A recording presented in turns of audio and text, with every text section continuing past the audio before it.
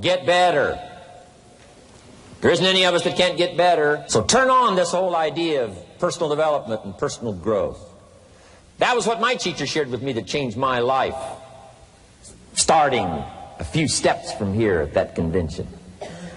I'm telling you, for things to get better, you got to get better. Don't ask for it to change out there. Ask for you to change here. Don't ask for a more favorable wind. We call that naive. Don't ask for better seed, better soil. This is the only planet you got. Just ask that you can get wiser and stronger and better and be able to take care of your own responsibilities. Get better. Learn how to handle the seasons better. Let's go through them. Just get better at handling the winters. You can't change the winter. You can't change the seasons, but you can change yourself. You say, well, what can I do about the upcoming winters of my life? The challenges that I know I'm going to face. Here's what you can do. You can get wiser and stronger and better. Just make a list of that trio of words. Wiser, stronger, and better. Go home smarter than you came. Go home with more ideas than you came with. Next, get stronger. You can develop the muscle.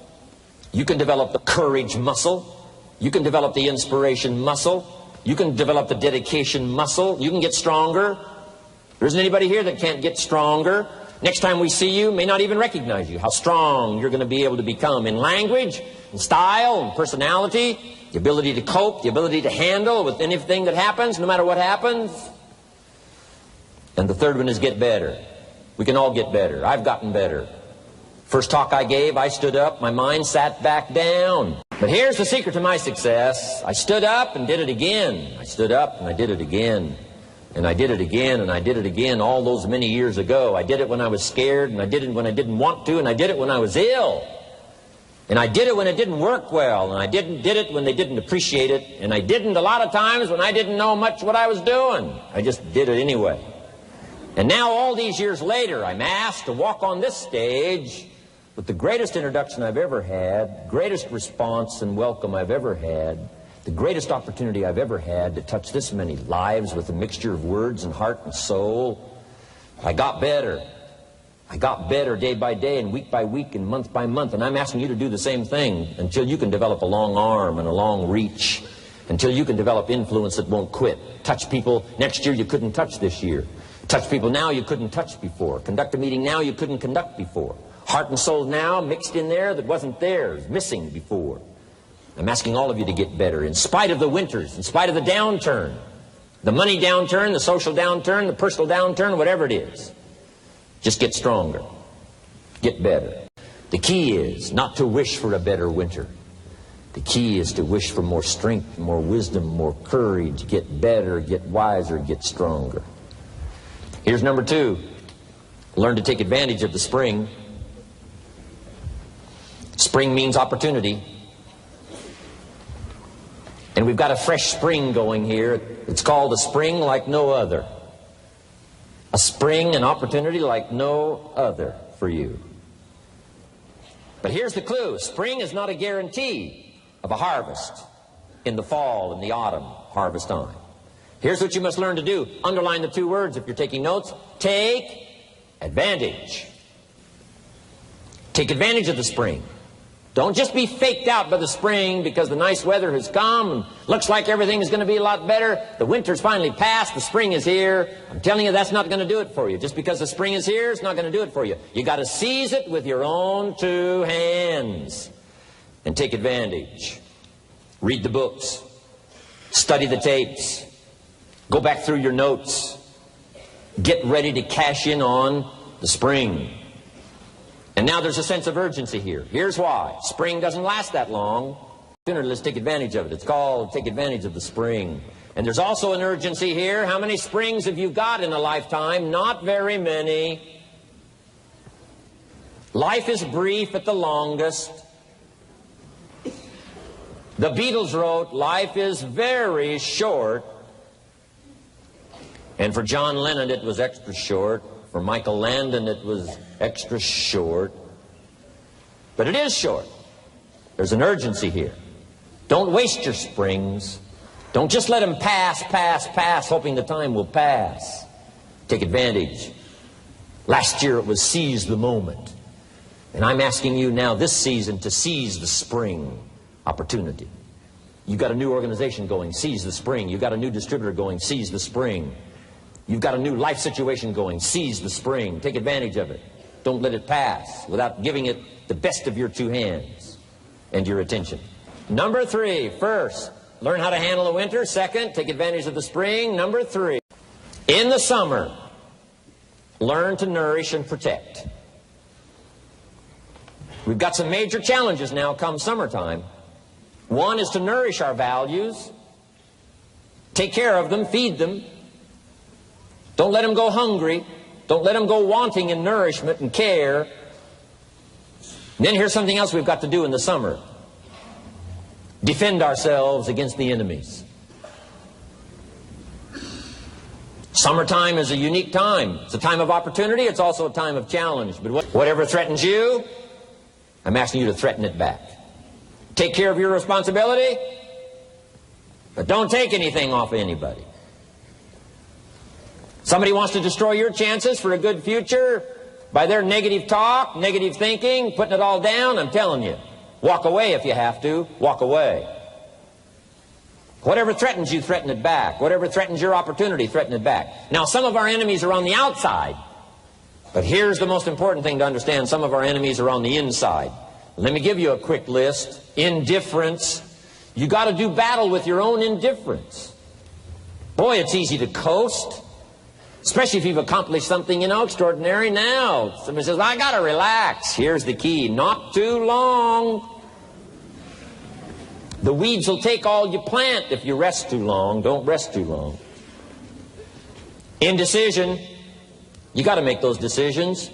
The ones that don't turn out to be good gives you experience to make better decisions. Don't let much time go by without making some decisions. The ones that you can make quickly, make them quickly. The ones that take time, take your time.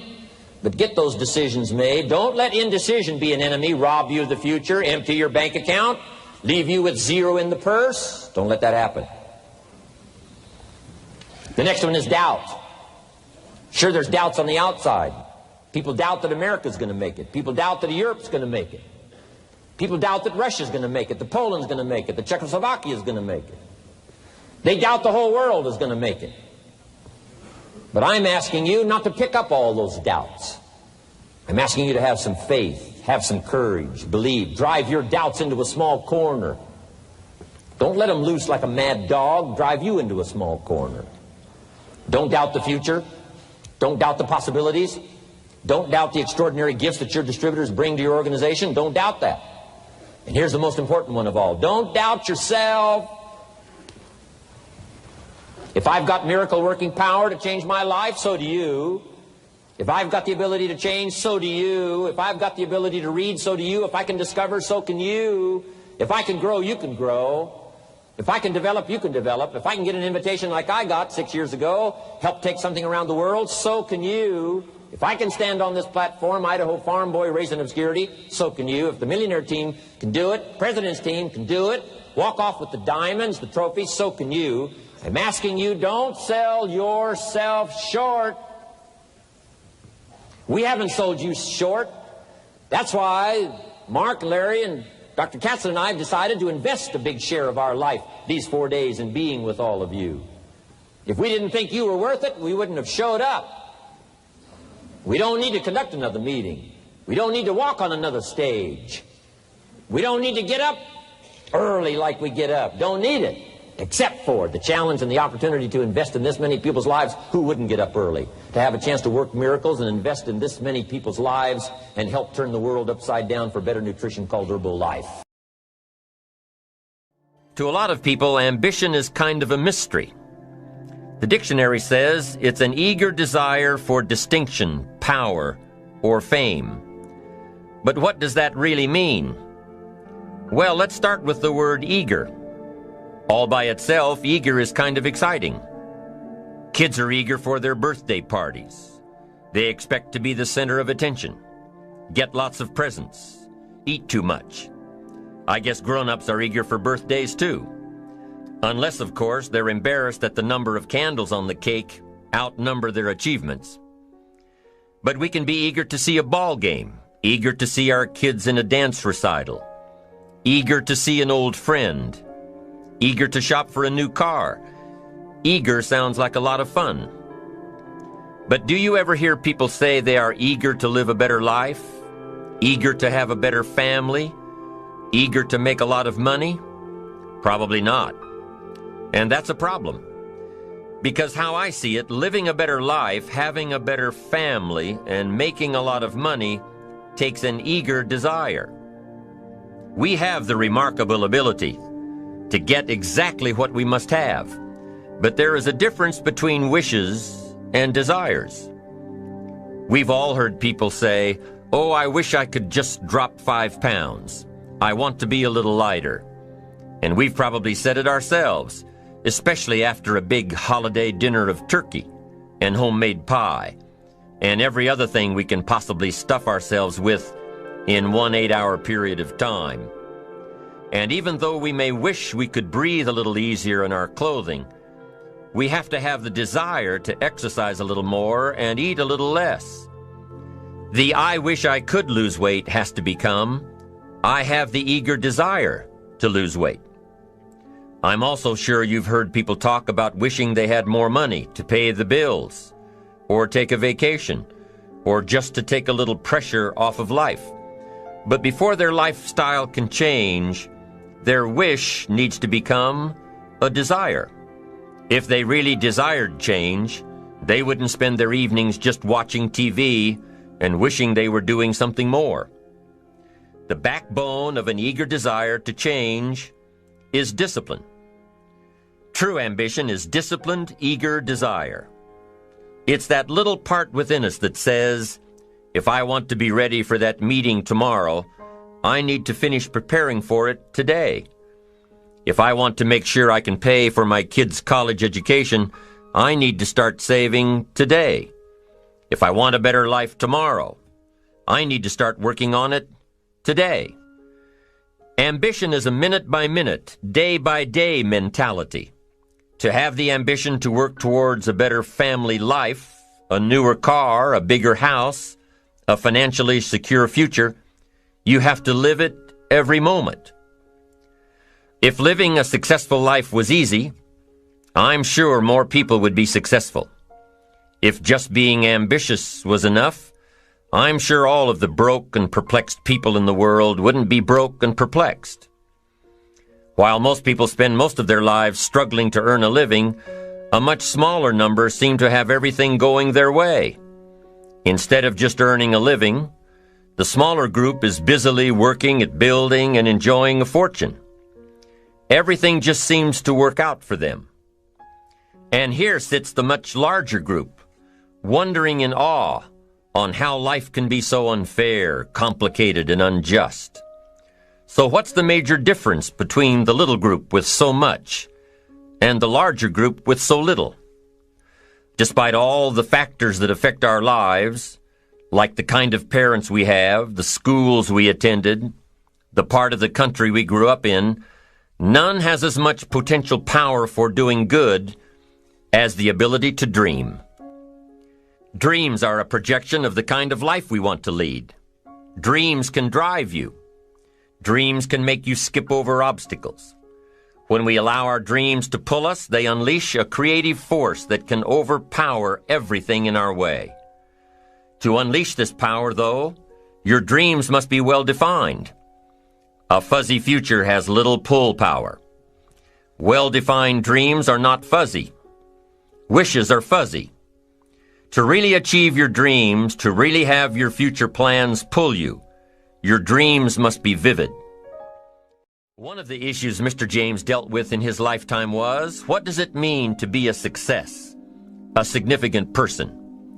After years of pondering this question, William James described success as a combination of two things. Number one, an inner ideal which is followed persistently with courage.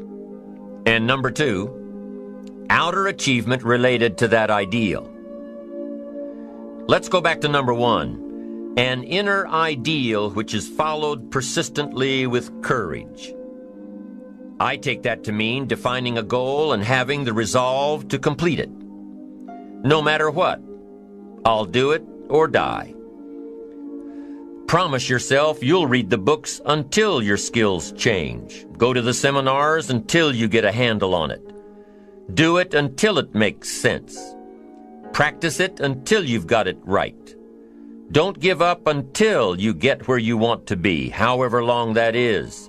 Step by step, piece by piece, book by book, seminar by seminar, do it until. Go for it. Until is a very important word. It's magic. It means that you'll never give up. Don't miss the chance to grow, to pay the price. Until you learn, change, grow. You'll discover some of life's great treasures when you pay that price.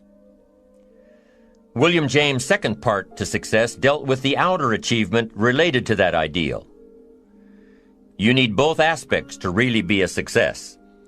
But what Dr. James realized about his philosophy of success was that the first part is indeed more important than the second. Going for it. As long as you're working toward your inner goal, your dream, then success is possible.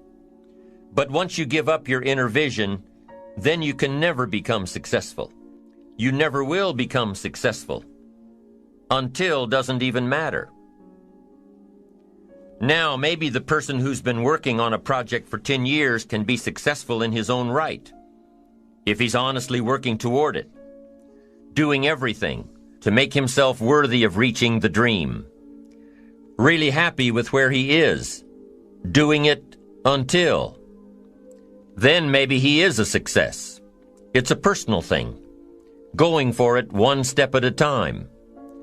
Going for small accomplishments along the way for however long it takes.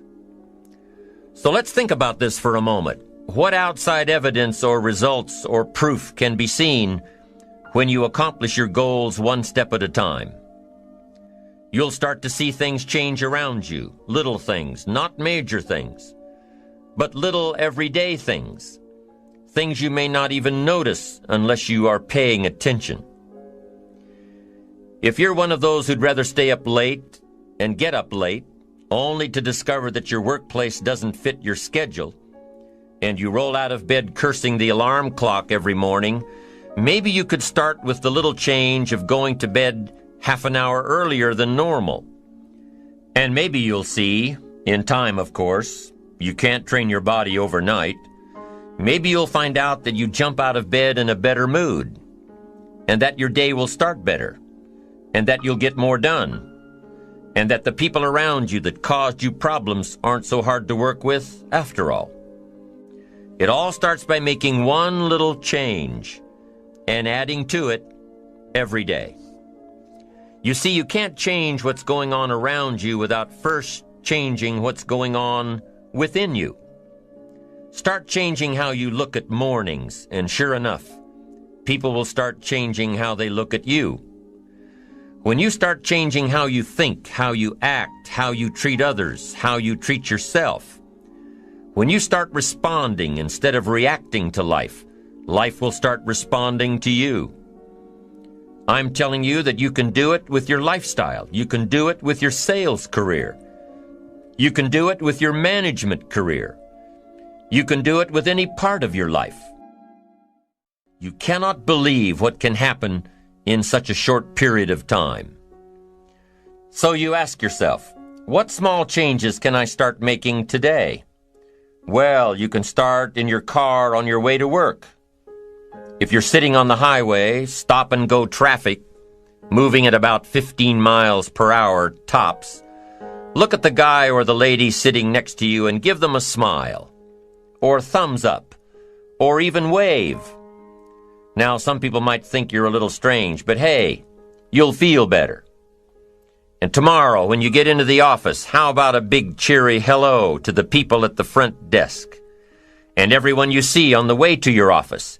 And when you get home tonight, how about giving your wife or husband and kids big hugs instead of collapsing on the sofa? When you start with the little things that make others happy, improve their day, you'll find that these little things add up to big ones. So what happens when you start taking charge of your own personal happiness, your own life? Do you think that these little things will somehow make a difference in meeting your goals? You bet they will. You can't do it alone. You can't be successful by yourself. It's hard to find a rich hermit, you know. The ambitious person realizes that each of us needs all of us. You all by yourself may have finalized the company's marketing plan, or finished up the sales projections, or even wrote the mission statement for the year to come. Even if you did this all by yourself, you really had the help of all of those around you who tolerated and supported your need to be undisturbed, or provided service to you during the project. Maybe you should thank those people every once in a while with a dinner certificate or a bouquet of flowers. After all, without your support team, you probably wouldn't be where you are today. You can't be successful by yourself. So thank them. Thank those around you. And let them know just how important they are to you. Be it your office personnel or your family or your friends, a thank you sure goes a long way. You don't have to worry about the winds that will most certainly blow around you, the obstacles, the negativity that will stand in your way. You don't have to worry about what other people will say. You just have to keep your mind on your course. Those winds may blow fast and furious, but if you know your path, if you know where you are going, they will help push you toward the dreams and goals and treasures that you have already decided you're going after. Your goals will push you forward, ahead of the stormy weather. There are some amazing people around that we can learn from today. People who have already braved the storms and come out on top. People who are still alive today. People who started with nothing and ended up with something great. Famous people, not so famous people. Maybe even people you know, but don't know their stories. People who had an early vision and ambition. People who turned their focused dreams into the reality of success. One of my friends tells this story about her dad. She thinks he's cheap. She gives him a hard time every time they go to one of those all-you-can-eat places, because he eats all he can eat, until he can't move, until he needs to take something for indigestion. But she knows where he came from, his history, and understands just why he is the way he is. He eats all he can eat because he was raised in an orphanage, a place where you had to grab all you could or you'd be hungry. But the real story behind her father is that he made himself a millionaire with nothing more than a dream. He watched his own father drown when he was 4, was taken away from his mother a few years later and put into an orphanage because he was so bad. Raised by other people, strangers. After growing up in foster homes, he decided to go out on his own. He barely finished high school, but he found a job as a vacuum cleaner salesman. He did well, really well. But the woman he loved didn't want to marry a vacuum cleaner salesman, and he really didn't want to be one. So he went to college, went on to medical school, prospered, really prospered, led a tremendously successful life as a radiologist, and is now retired, goes fishing, rides his Harley. Stories of success are all around us, everywhere. Take the time to talk to these people or read their stories. You might learn something. You might find out that they have already traveled the path you are now on. Many of these people have written books on their journeys. These books tell the stories and give the secrets that we can all learn from.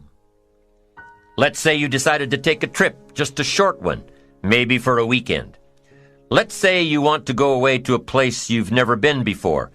Wouldn't you want to find someone who had been there? Ask them a few questions? What's the best way to get there? The safest route? The quickest route? What do I need to bring to be totally prepared? What fun things should I look for on the way? What dangers do I need to avoid? By talking with someone who has already been there, it'll make your trip that much more enjoyable. It's the same thing with life. By listening to those who are farther along in the journey you are interested in taking, and learning from their successes and failures, you just might pick up something that will make your journey that much better. Listening to the stories of others can be motivating, captivating. They can provide that extra push you've been looking for. They can demonstrate what the power of ambition is truly all about. They've been there. Their knowledge is valuable. And when you use that knowledge and motivation to take action, you'll gain momentum. Eventually, you will find that the key to motivation, true motivation, is right there inside you. You won't have to look elsewhere to get pumped up, turned on, charged up. With the right knowledge behind you, you will learn how to motivate yourself. With the right knowledge, you will find yourself becoming inspired on your own. And in order to move forward, you must be motivated, inspired, ambitious. You must have dreams and goals that create ambition. Good ambition, positive ambition. Now, ambition does not mean being greedy. It does not mean being selfish. It does not mean getting ahead at the expense of others. Ambition is not greed. Ambition is not avarice, an all-consuming desire for wealth. Ambition is not hoping you can win at the expense of others. Do you suppose Judas was ambitious? He ended up with 30 pieces of silver, a fortune in those days. Was Judas successful because he had all that money? No, Judas sold out. Was Judas happy when it was all over with? No. The money didn't make him happy. What he did to get the money certainly didn't make him happy. What Judas became in the pursuit of his fortune caused him to end his own life. What drove him was not ambition. Ambition is not greed. Ambition is an eager desire to achieve, an eager desire to get ahead in life, to do more for your family, to prosper in health, wealth, and relationships. Now, desire does not always translate into ambition. Desire is what you want for yourself. A bigger house, a better car, a fatter bank account, a better life. I desire to have these things. Ambition is how you get there. Desire is sometimes healthy. Desire is sometimes unhealthy. Desire might say, I want the tallest building in town. The destructive side of desire might urge you to tear all of the other buildings down. I guess that's one way to do it. You might get away with tearing down the first one and maybe the second one. But in your desire to tear them all down, sooner or later, some guy is going to be standing out in front of his building saying, I'm on to you. Get out of here. And pretty soon you're no longer known as a builder. You're known as a destroyer. Now, the second way to have the tallest building in town is to see it, dream it, and plan it, and put your team on it, work on it. Go through all of the steps to get there. Do it right. Have the ambition to be the owner of the tallest building in town. And go through all of the right steps to get there. If you really want it, and have the skills to do it, and the patience to weather all of the storms, your ambition will lead you there. We get paid for bringing value to the marketplace. Now, it takes time to bring value to the marketplace. However, we do not get paid for time, so we cross that out. Mistakenly, the man says, I'm making about $20 for an hour. Not true. If that was true, you could just stay home, right, and have them send your money. So that's not true. We don't get paid for time. We get paid for value brought to the marketplace. Now, since that's true, here's one of the key questions of my talk to you today. Is it possible to become twice as valuable to the marketplace and make twice as much money in the same time? Is that possible? The answer is yes. Could you become 3 times as valuable as you might be right now to the marketplace and make 3 times as much money? in the same time? And the answer is yes. 5 times, 10 times? Of course. America is unique. It's a ladder to climb. It starts down here, let's say, at $5 an hour, and it keeps going up. Top income last year, $80 million. The guy who runs Coca-Cola. Now, that's a heck of a ladder. That's why everybody wants to come here, right? The boat people are not headed for Vietnam. People haven't plotted and schemed for 50 years saying if I could just get to Poland, everything would be okay. Not true. Everybody wants to come to America. And the reason is because we've got the best wind ever blowing in our favor. We've got the best economic opportunity anybody's had in 6,500 years. And all you have to do is understand it and take advantage of it. Now, there's some key questions to ask here. Why would the marketplace pay someone only $5 an hour? Very simple answer. They're not very valuable to the marketplace. Now, we must underline to the marketplace. This person might be a very valuable brother, yes. Member of the family, valuable, yes. Valuable member of the church, of course. Valuable citizen of the country, yes. Valuable in the sight of God, no doubt. We're all of equal value in the sight of God. But if you're not very valuable to the marketplace, you don't get much money. You say, well, it shouldn't be that way. Well, then you got to start your own country. You know, this one's been in process for 200 years, and this is the best we've been able to come up with so far. But here's the key. You don't have to stay here.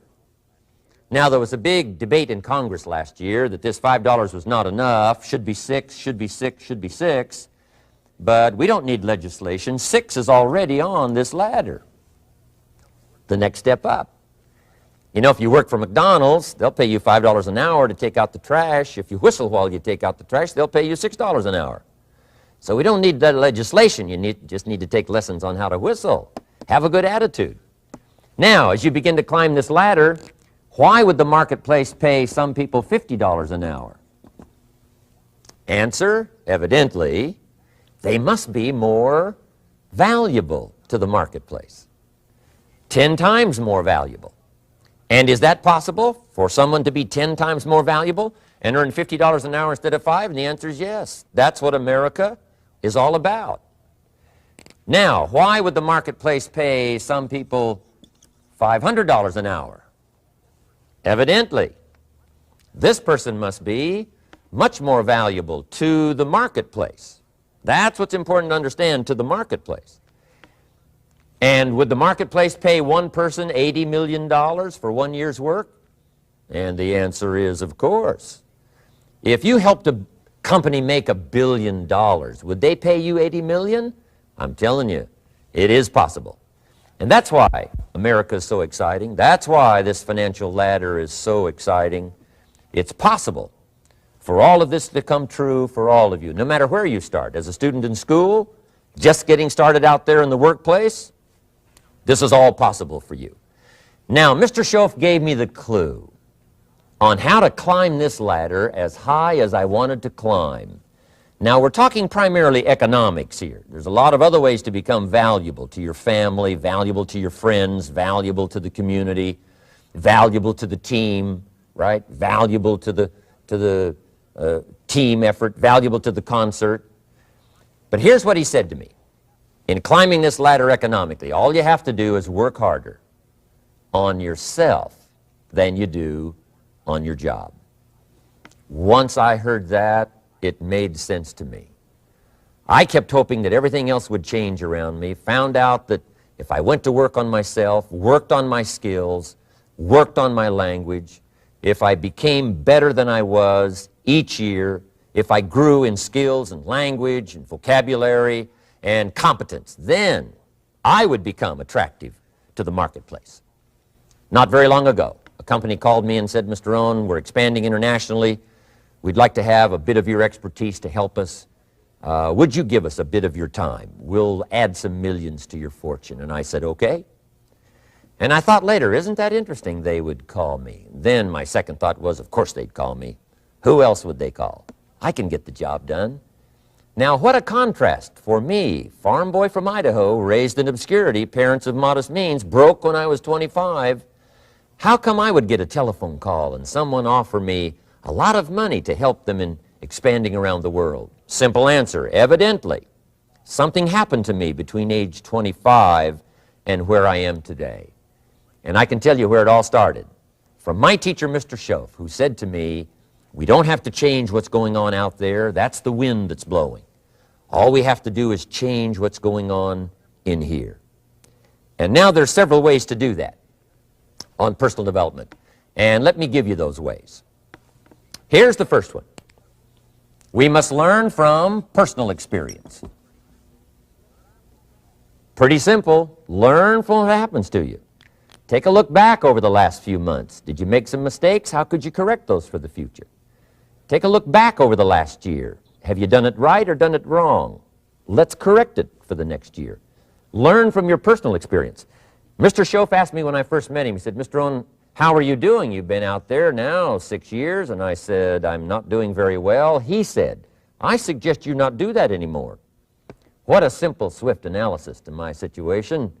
He said, if you keep doing it, the next 6 years will be like the last 6. You don't want that to happen. Let's make the changes. So learn from your personal experience. Now here's number 2, why I came to share this video experience with you today. And that, I call it OPE, other people's experiences. That's me, other people. That's your teacher, other people. That's your friends and colleagues, other people. The people you meet that can pass along to you their experiences, what's happened to them, the mistakes they made, how they corrected them, how they changed their health and changed their bank account and changed their income and changed their future. That's it, other people. Now there's 2 kinds of people to learn from. One is failures. It's too bad failures don't give seminars, right? That would be valuable. Bring your notebook, have them tell you how they lost it all and threw it all away, threw their health away and threw their friendships away and things didn't work out well. That would be valuable. But now then we must also learn from positive, people that have done well. They've got the health, and so we ask them, how did you become so healthy? They've got the skills, so we ask them, how did you become this skillful? They've got the income, so we ask them, how did you get here in such a short period of time?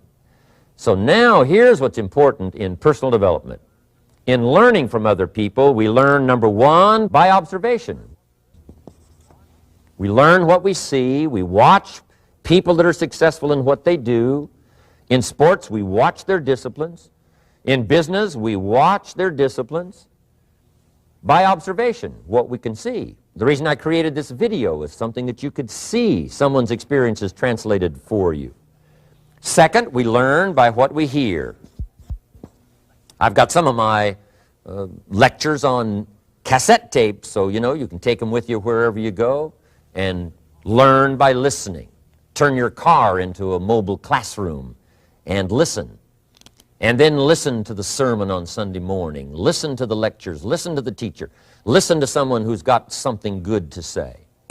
And then number 3 is vitally important on personal development, and that is read all the books you can possibly read in your lifetime. Mr. Schoaf got me started on my library. I've got one of the better libraries. Haven't read everything in it, but I feel smarter just walking in it, my library. At least I was smart enough to buy it. Now I got to be smart enough to read it. And then, of course, I got to be smart enough to decide what's valuable and then do it. But this one is very important. Become a good reader. Some books that helped change my life. Mr. Schoaf recommended, of course, the Bible. And my parents made sure I was a pretty good scholar by the time I was 18. That's been so beneficial for me, drawing from those illustrations, reading about those stories, people who made it and people who didn't make it and what the difference was. And then other books that helped to really change my life. One called Think and Grow Rich by Napoleon Hill.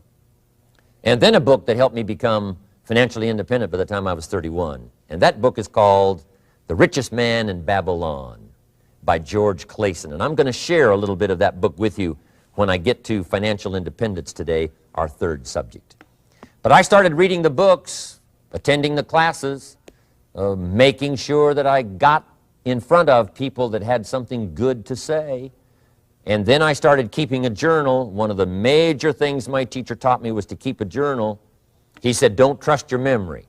If you hear something good, just make a little note and write it down.